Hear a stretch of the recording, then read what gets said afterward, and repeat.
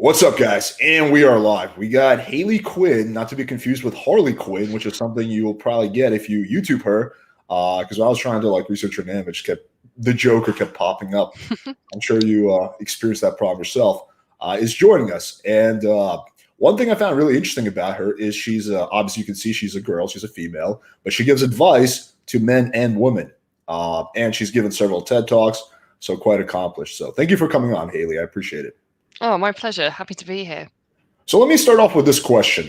This is a question I think a lot of people will have. For a lot Mhm. of guys, like as male dating coaches, we started usually because we sucked with women and we want to get Mm. better ourselves. I'm assuming you didn't suck with women. So how did you get into all this?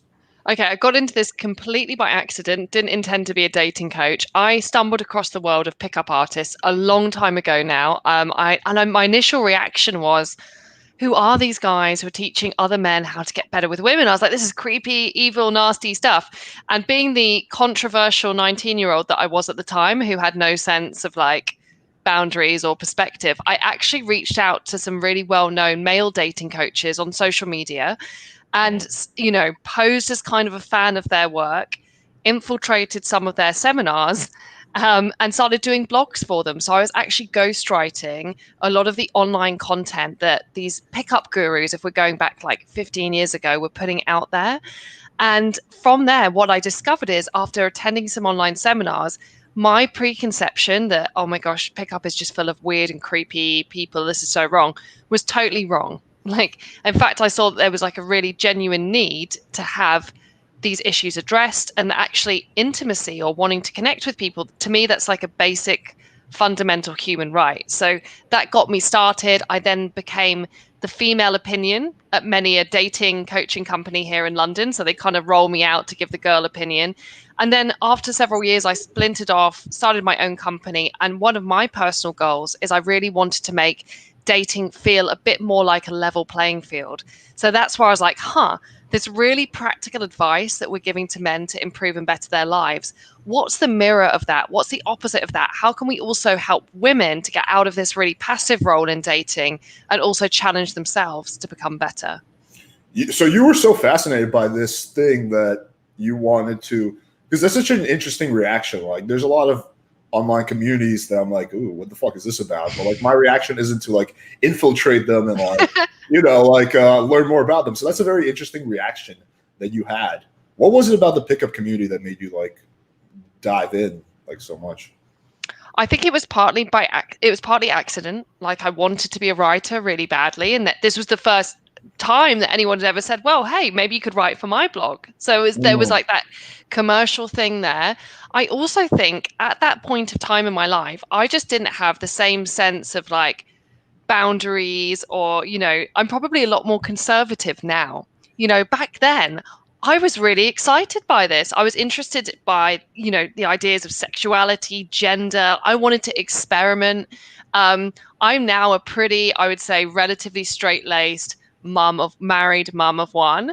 But back in the day, I was curious about my sexuality. I wanted to see, and I wanted to kind of understand that more. And perhaps I didn't really feel like I neatly fitted in. I was always a bit of an outsider, so I didn't feel like I neatly fitted into any category. And completely bizarrely, the pickup community took me in, and I made incredible friends through that community. And it actually gave me, as well, even as a woman, a sense of purpose and a sense of belonging and acceptance that perhaps I hadn't actually experienced elsewhere.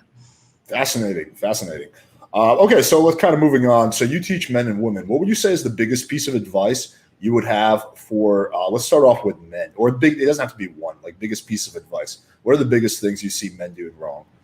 Okay, so I think for both, accountability is big. So I think that there's lots of things you can say in dating, whether it's all women are no women are so difficult to please, or dating apps have ruined everything. I think shaking off our own responsibility and our own ability to Oh, change is a big one. And I for agree. guys, the biggest shift they probably need to make is they need to take a leaf out of what's taught a lot in women's dating, and that's about standards. So I think a lot of men's dating is set up that if a man doesn't reach a particular goal, whether it's like he doesn't get the phone number, he doesn't get the date, then the way that's taught a lot of the time is there must be something he's doing wrong. You know, he hasn't said that line right. He messed up the texting interaction. He didn't build enough sexual tension, whatever. And instead, actually, I think it's really valuable for guys out there to also think, well, hang on, like, what did she contribute? How open was she? Was she in the right mindset to be receptive to what I had to bring to the table? So it's important for men not to feel like the burden of the outcome of dating rests entirely on their shoulders. Yes, there's a lot that each of us as individuals can do to improve our dating lives, but we also need the other 50%. It's not that women don't do anything in the dating process. They do. It's perhaps just less obvious than some of the forward moves that men make. And because of that, I think for the guys out there to have tough standards, and if she's just replying, you know, lol or cool to your message that you sent, the carefully worded message that you sent her on a dating app, stop messaging her. You know, it's about actually retaining standards for yourself and not feeling that every outcome is entirely about you. You know, I think what you said is very interesting because there's don't you feel like there's kind of like it's two ends of the spectrum, right? Because like you have to, on one hand, you mentioned accountability, right? Like, so you can't just blame everything on society and the girl, which is something that you see a lot in the men going their own way movement. Like everything is society's fault. You know, I haven't been late in a month. That's society. That's feminism. I have, you know, whatever. Blah blah blah. That's women's fault, right?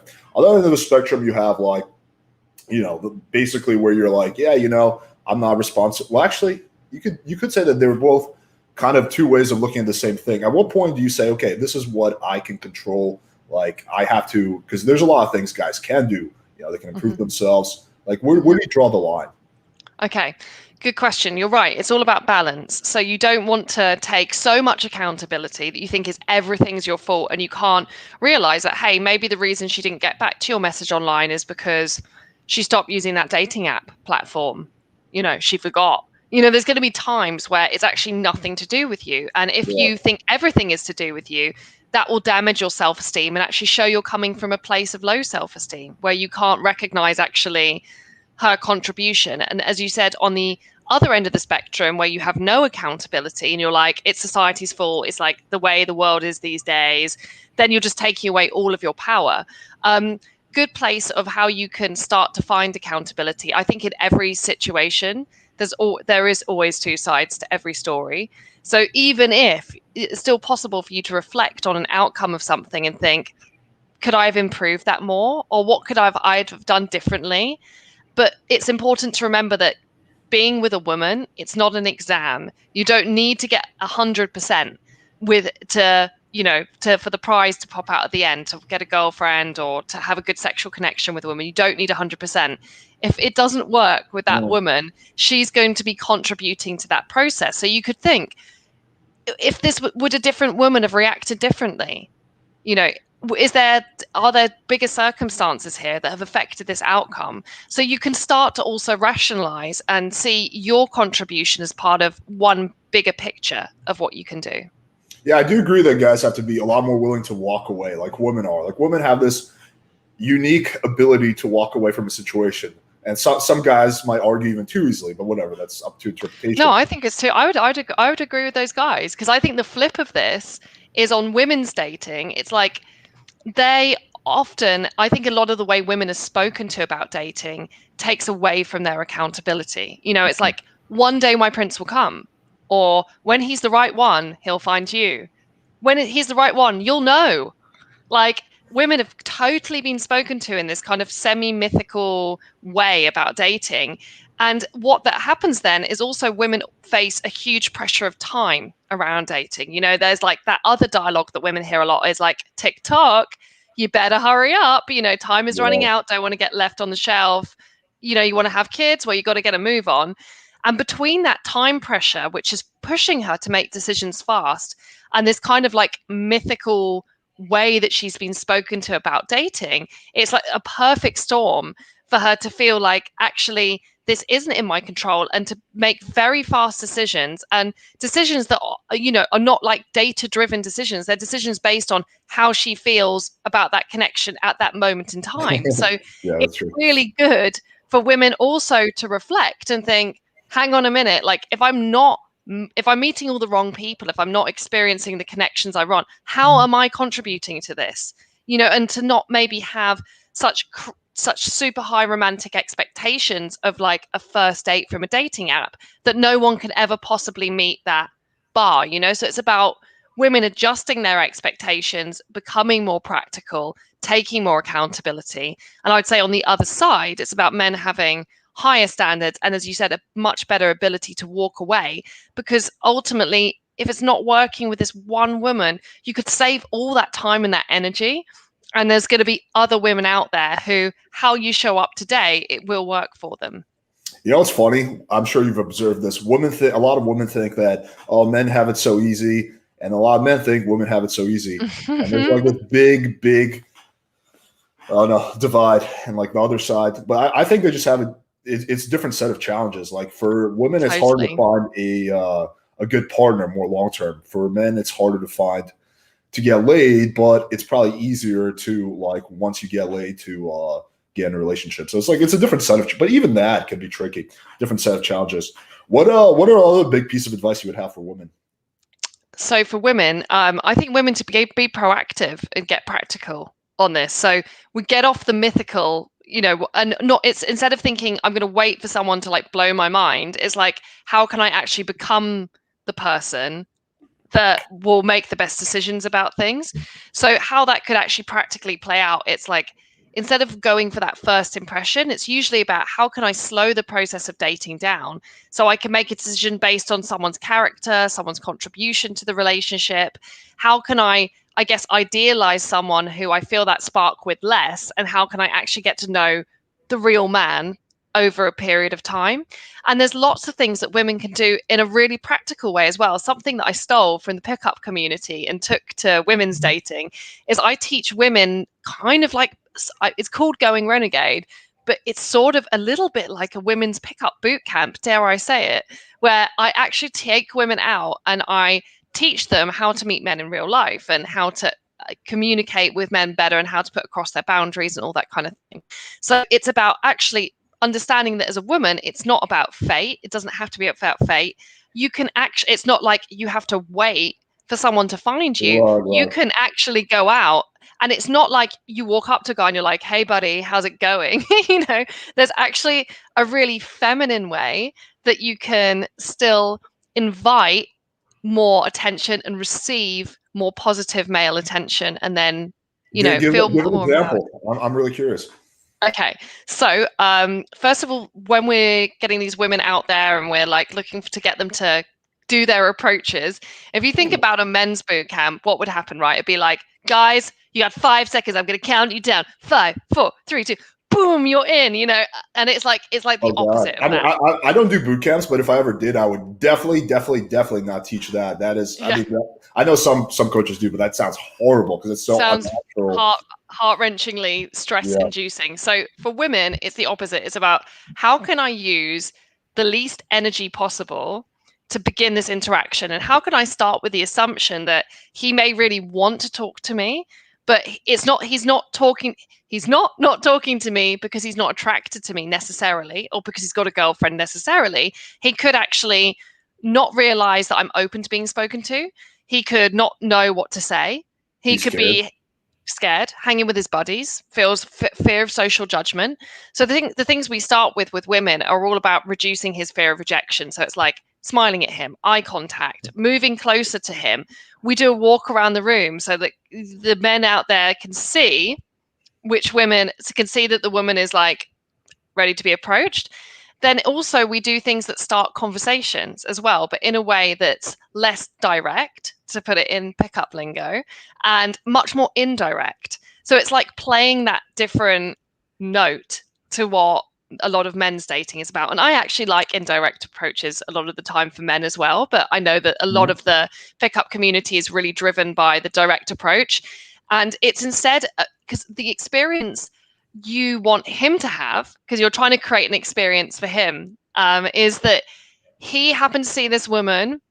He kind of saw there was an opportunity. He figured out something to say, and just by chance, he managed to start talking to her, and then he's able to carry on the conversation. So it's much more about creating the space and setting the stage where he can then do his thing and still get that feeling of like reward and achievement, rather than going in there and being like, hey, can I buy you a drink?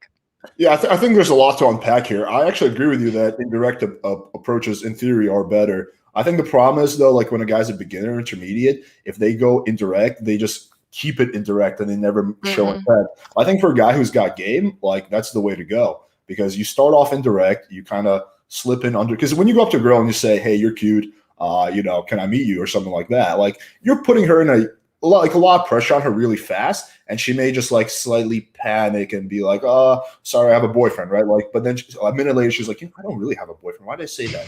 It's cute. Versus if you kind of went indirect and then transition in a minute or two, like your odds would have been better. But that's right. That's and a question I get asked a lot is like, well, if I go indirect though, how do I communicate I'm attracted to her? And I totally hear your point, and I completely agree that for someone who's getting started, it can often feel easier just to get the intention bit out there straight away, so you don't have to worry about dealing with it later on. But there's lots of implicit ways. I want to have your kids. Okay, anyway, so yeah. But there's lots of actually, you know what? Here's what I'd say. If you walk up to a woman, you begin a conversation with her, your body language, you're not saying, do you have the time? You're maybe finding some other thing to begin a conversation with.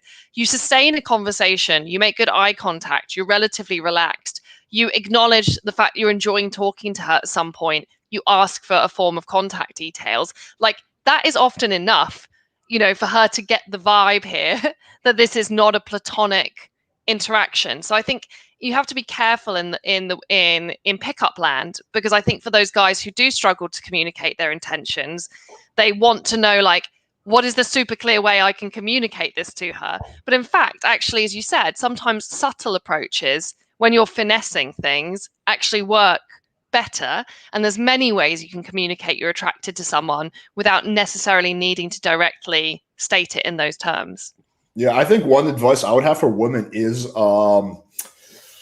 I don't know, like how to put this like nice, like not nicely, but like I find that some women, and by no means all, but some women, there's like a level of cognitive dissonance. So like, for example, this one girl who, I've been hooking up with, she has a lot of male friends, right? And she tells me, she's like, yeah, these guys are so nice. They just want to be my friend. I'm like, no, they want to bang you. They just don't make a move. I can guarantee it. Like, I will bet you. Are they gay? No, then they want to bang you. Like, but like, so like sometimes women are like, like a little bit in denial about what's really going on. Okay, so I could give a positive spin on this for the men that are listening. So a lot of the time, guys will look at a woman and be like, "Oh my god, like she must have so much male attention. She's got 2,000 followers on Instagram. She's got all the guys on the dating app. She's got those male friends over there. Like, geez." To her, until someone's made their intentions clear enough, and until she's formed that kind of connection, it's like she doesn't see them. She doesn't recognize that as interest. She doesn't go, wow, I've got 2,000 followers here, or all those guys gave me a message. So whilst you might think her reality is like that there's this high state of competition and there's so many guys and she's got so much choice all the time, that is very rarely how women speak about their own dating lives. Yeah, I agree with that. It's like very subjective. To kind of change gears a bit, I hope you don't mind me asking this, but how did you personally meet your husband? Like, what's your personal dating story? I don't know. Well, of course, being a dating coach, I couldn't do the app thing because that would have been horrendously embarrassing. I'd be like, hey, you that girl off of YouTube. So I met my husband at the gym during the daytime, and he would say he approached. Well, he would say he approached me. I would say like I created the right circumstances to make that easy. So I'll tell you how stuff went down. For 2 hours. Yeah, he was looking at me on the squat rack. I will stand by that. But anyway, I was then walking. I walked out of the gym. I made sure I walked out at the same time as him. I lingered, putting my belongings in my like gym bag. He started. We chatted a tiny bit beforehand. We walked outside and we were talking. And I went, you know what? I kind of really feel like I feel like a bit thirsty. I feel like I want something like a piece of fruit or something. So I just put that out there, and he was like, da, da, da, da, there is a fruit shop down the road, So he walked me to the fruit shop and he bought me some peaches. And I was like, I like this guy. What a nice British gentleman. Yeah, he was a British gentleman, but it was also because he was Awesome. listening to kind of what I was wanting and engaging with that. And interestingly, he didn't. We stood there for about 10 minutes on the pavement chatting to one another, and he didn't ask my number. And I was like, okay, then. I went home, and then he found me and sent me a message, on social media. But he was probably also one of the only men I've ever dated who has not been weirded out at all by my job. So that was another like major tick for me. Yeah, But you I find used to meet. most guys are weirded by that? Oh, absolutely. Like, I think it was just, you just get this weird set of reactions, that they'd be like, oh, so am I your latest test project? And you're like, no, I'm just here, like, trying to have a drink, dude, like, chill out. So yeah, I did get some strange reactions, and perhaps my job isn't like as easy to understand as what some other people do. But he was very neutral about it, kind of got it straight away. And yeah, I used to meet everybody. That I dated in real life. Hmm. I like the double entendre with the peaches. I find that's like a fun Was it a good little. symbolic? Yeah, very symbolic. One more question on this before we take Q&A from the audience. What would you say, because a lot of guys have this question, are keys to being successful in approaching at the gym? Because this is like very Okay. difficult for a lot of guys. Yeah, it is, but it's also on the flip side. It could be a great place to meet someone. Agreed. I really think. So, a few things. I have had in my gym years, I've had quite a few like guys come up to me and critique me on my technique of doing something. And I used to be a personal trainer, so I was like, dude. So that used to actually, maybe it's just me. This is probably just me, and it might not represent all women, but that I used to find that a little bit aggravating. So I would say if you're in an I would say environment. most girls would find that aggravating. Okay, I'm glad I'm not alone then. Yeah, So here's what I would say. If you're in an environment where I guess the major hurdle to approaching someone at the gym, right, is this thing that, look, she's probably here just to exercise. And does yeah. she really want to be chatted up at the gym? And Right. ostensibly on paper, while she might be like, I'm focused on exercise, if she's single, if she's really open to meeting someone, then why not? So I think sometimes this would be a good fly under the radar situation for me. I actually think it would be better for you to be like, you know, be like, what? Well, like, hey, you like your technique there. You're going to have to show me how to do that. It's like, I haven't got this right. So you can actually put yourself in what could be seen to be like a less masculine, less dominant frame. But it's somewhere like the gym where she may feel more intimidated, or that she may not be used to being approached. That could actually be helpful to you.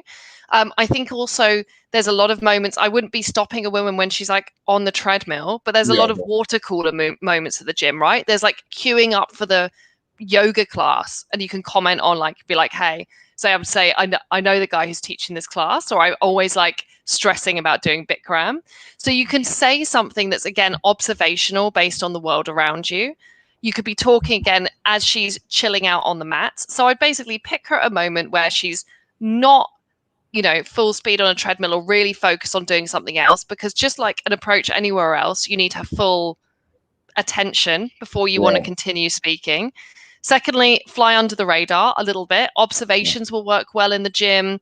Also, as I said, instead of commenting on her technique, I'd flip that round and tell her technique is good, or you could learn something. And if you're a built guy, that's going to be even more funny and ironic. Then That's true. also remember, you don't need to necessarily accomplish everything that day. So it's tricky, because a lot of the time when you might meet women in a bar or a nightclub, or the street, you might be like, I only have this moment. And if I don't get her contact details, I know if I tell myself, I'll see her later, that's really like, that's A not going to lot. happen. Yeah. At the gym, it might happen. So you want to make, educated guesses. If you think you see this woman all the time, you go to the same yoga class every Wednesday, you don't necessarily need to get to the point where you're swapping phone numbers on that very first interaction. You can actually build it up more slowly. All solid tips. I agree with everything you just said. All right, let's take some some Q&A from the audience. We got a lot of questions building up. Wow. Okay. I like this one. Surprising but cool link up. Agreed. We've actually been emailing for a month, so we're glad to finally make this happen. I want to get to some good questions. Okay. What do you think about the book How to Be a 3% Man by Coach Corey Wayne? Are you familiar with Coach Corey Wayne? I know Coach Corey Wayne because I see his adverts on YouTube all the time, but I've never read any of his stuff. And this is also something, I don't know why I did this, and perhaps I wouldn't do this anymore, but I try and exist in a little vacuum where I don't necessarily follow other coaches' work too much, which is probably a failing because I could probably learn a lot from Except that. for Playing with Fire, you're a big fan, right? But for me, it's just like like to try and cut. Like for me, I get my best ideas when I'm just sat there, thinking about something or speaking to someone I'm coaching to. And, as I said, I'm a business owner and a mum, so I don't have too much time. Have you read that book, No, Alex? I have not. I have not. I'm not familiar with Coach Corey Wayne's stuff. I'm truthfully not. Are you familiar with Sorry, Kezia? Sebastian. She was on the pod. She also lives in England. Yes. A No, nice British Kezia, woman. don't. No, Kezia, don't know her work so much. Again, I was a big fan. She's super duper honest. I think you guys would actually get along. You think you guys would have a few things in common. All right. Let's take this. There's a lot of thought questions. Hey, Hayley, what are your thoughts on Matthew Hussey? thoughts on Matthew Hussey? Super impressive in terms of what he's built. And, I look at him as another kind of like web entrepreneur and I'm like, obviously with every other coach or person out there, there's going to be things I think, yeah, that's cool. And other things I'm like, hell no. I'll tell you one of my hell no moments because it'll make this podcast more interesting. So it was, there was a post about what to do if a man tells you he wants space. And the suggested response was like 3 paragraphs long. And it was saying like, hey, can we talk about this? Do you mean space as in you need to have space to do this? Or do you mean space? And I was just like, look, if the dude says he wants space, give the dude space. There's no way that I think intervening or trying to have a conversation about his need for space is going to be helpful. So that would be one point of like, I guess, disagreement. But I can see that like with all these coaches out there, Matthew, Kezia, like, they're where they're at for a reason. It's when they've got their tribe, they've got their reason, they're something that their work really connects with, and I'm sure they're doing super awesome things. Yeah, my thing with Matthew, I don't know him personally at all.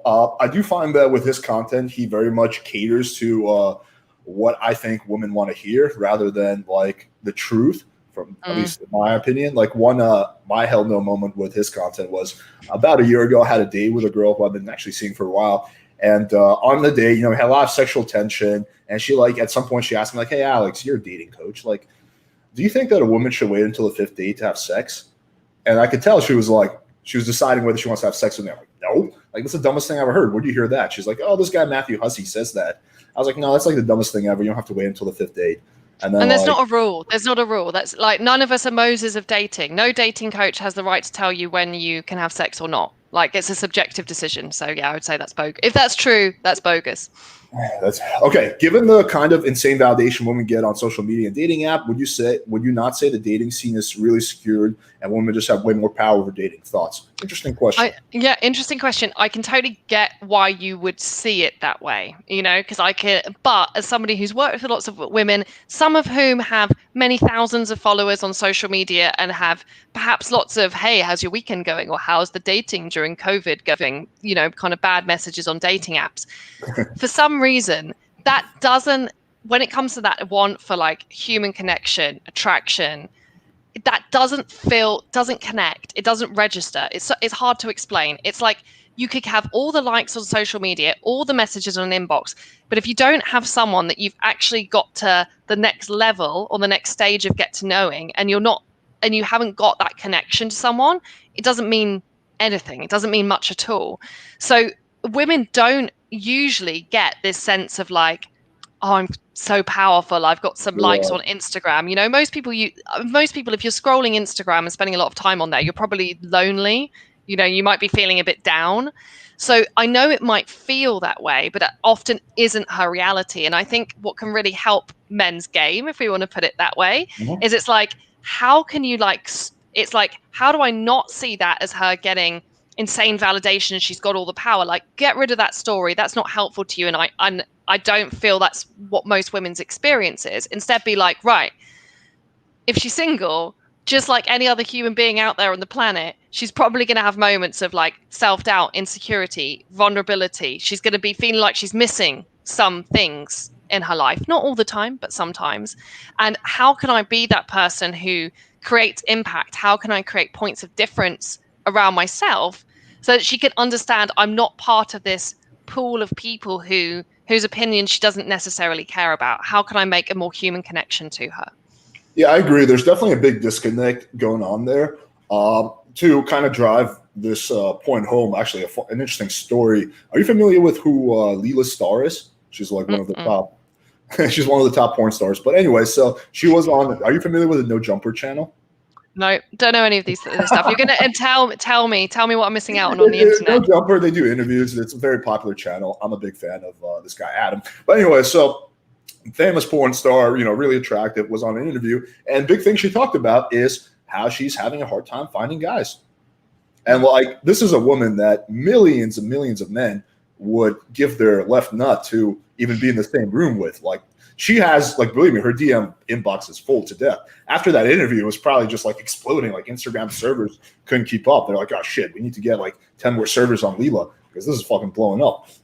But anyway, but there's a big disconnect. She's not seeing those guys as viable options. In her mind, she can't find a guy.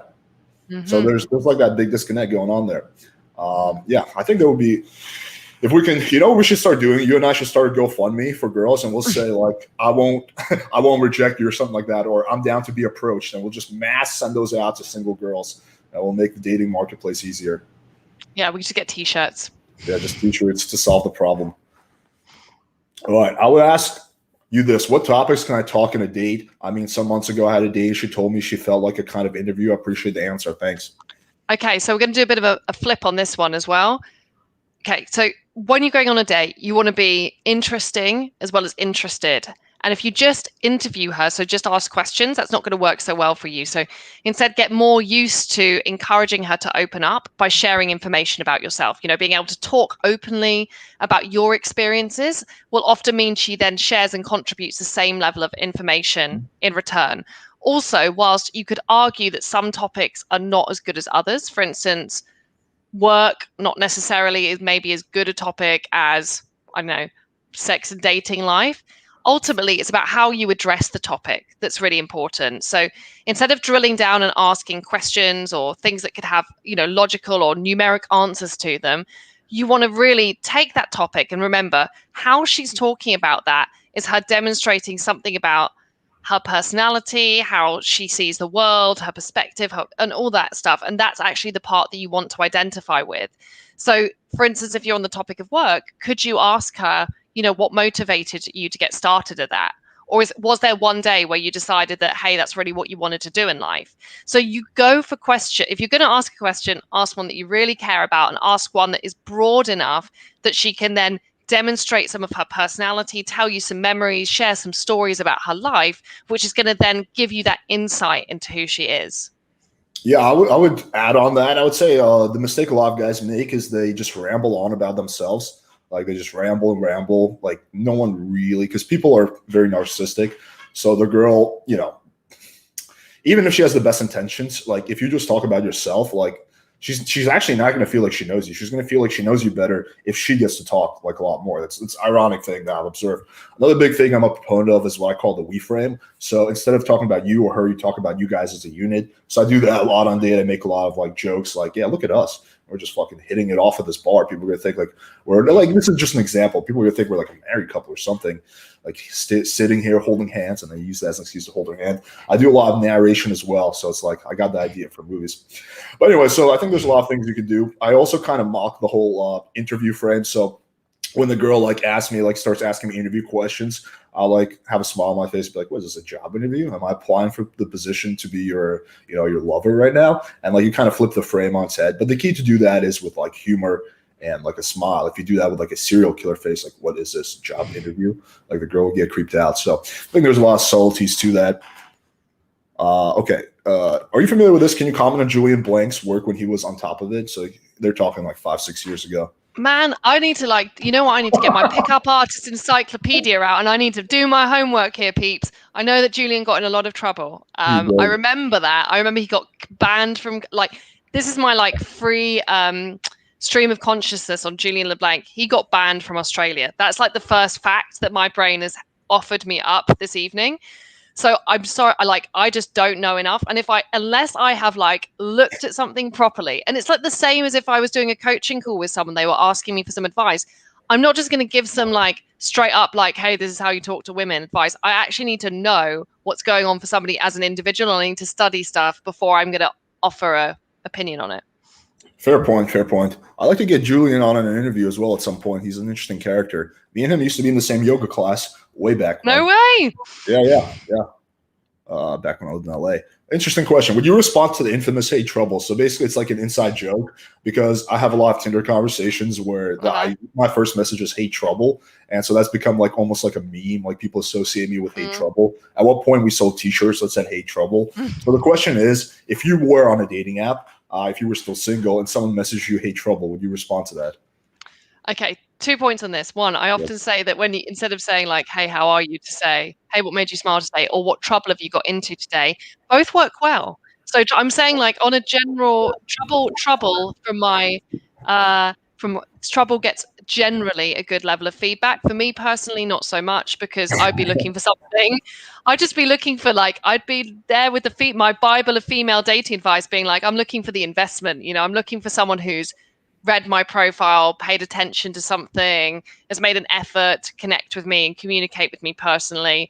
So that's what I would go for. But that would be someone who's looking for a very specific kind of relationship.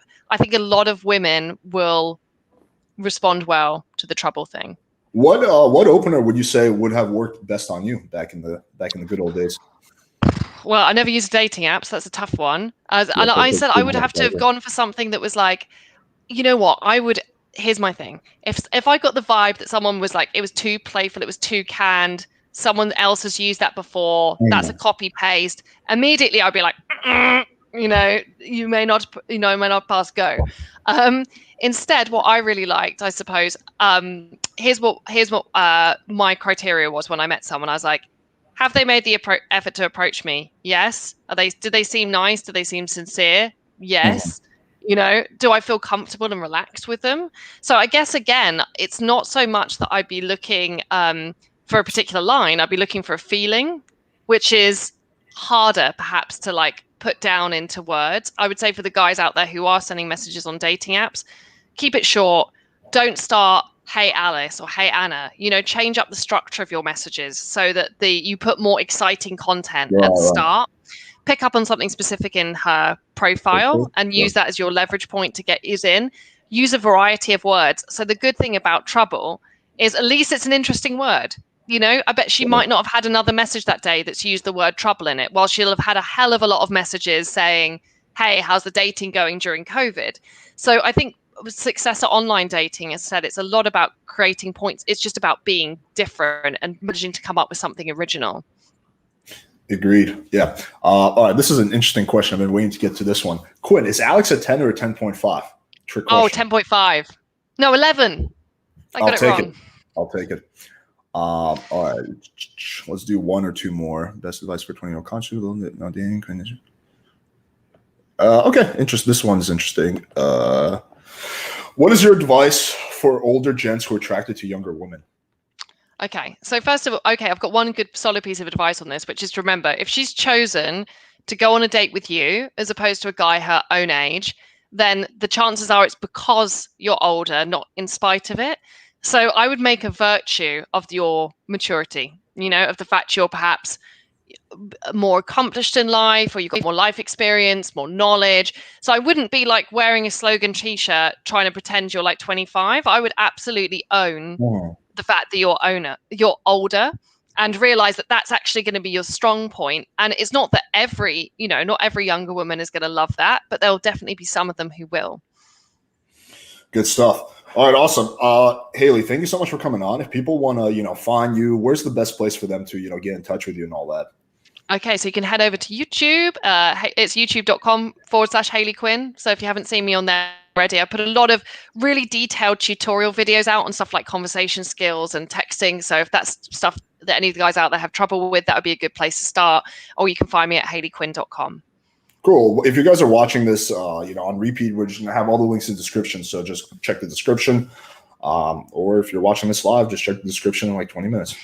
Okay. Awesome, Hayley. I really appreciate it. Don't confuse her name with Harley. Yeah. Harley Quinn. Well, thank you for having me. Thanks for having me. I really appreciate it. And cheers for everybody that's listened today. All right, guys. We got a new video coming out tomorrow. It's going to be exciting stuff. So make sure you hit that subscribe button. Cheers.